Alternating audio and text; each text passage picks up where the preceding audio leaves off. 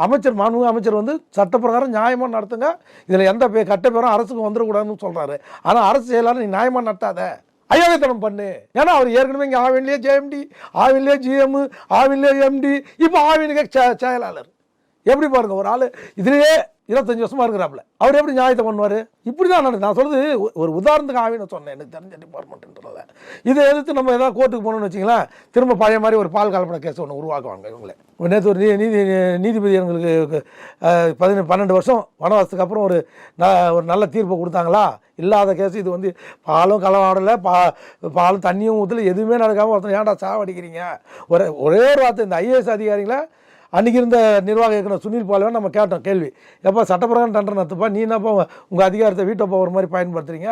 இது வந்து tender transparency act பிரகாரம் டெண்டர் பிரகாரம் நடத்துனா அவர் நாங்கள் சபரிமலையில் இருந்துங்க 2014 25வது வருஷம் நான் தொடர்ந்து வருஷத்துக்கு 2 முறை சபரிமலைக்கு போகிறேன். சைதாப்பேட்டை ஐயப்பா சேவா சங்கம் மூலிமா போகிறோம். வருஷம் நான் எவ்வளோ வசதியாக இருந்தால் கூட அந்த ட்ரெயினில் தான் போவோம், அது இதில் தான் வருவோம்.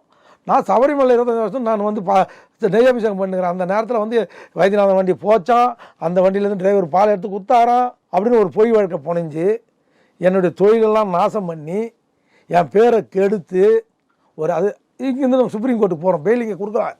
அம்மா விட்டு என்னை கட்சி விட்டு நிற்கிறாங்க, ஐஏஎஸ் ஆஃபீஸெல்லாம் சேர்ந்துட்டு.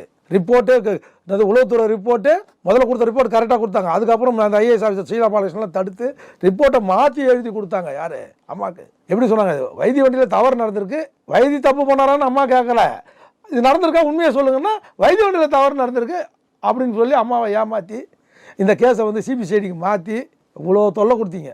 அப்புறம் எனக்கு பெயில் தமிழ்நாட்டில் பெயிலே கிடைக்காம சுப்ரீம் கோர்ட்டுக்கு போய் சுப்ரீம் கோர்ட்டில் போய் சீஃப் ஜஸ்டிஸ் தாக்கூர் அட்மிஷனுக்கு ஹரிஷ் சால்வே சாரும் துஷ்வந்த் பார் கவுன்சில் பிரசிடென்ட், அவர் நேர்மையானவங்க இவங்கெல்லாம் தலையிட்டு எனக்கு அட்மிஷன் வாங்கி கொடுத்து பெயில் வாங்கி கொடுத்தது. பெயில் வாங்கிறதுக்கு இந்த 6 மாதம் 19 நாள் சிறைச்சாலையில் இந்த கொடுமையை அனுபவிச்சிருக்கிறேன் கடலூர் ஜெயிலில். பெயிலுக்கே ஒத்துக்கலை இந்த ஆட்சியில். இது ஜெயலலிதா ஆட்சியில், எங்கள் ஆட்சி அதிமுக ஆட்சி, அதிமுக தொண்டனுக்கு பெயில் கிடைக்கல. அதுக்கே அவ்வளோ முட்டுக்கொட்டை போட்ட அந்த ஐஏஎஸ் அதிகாரிங்க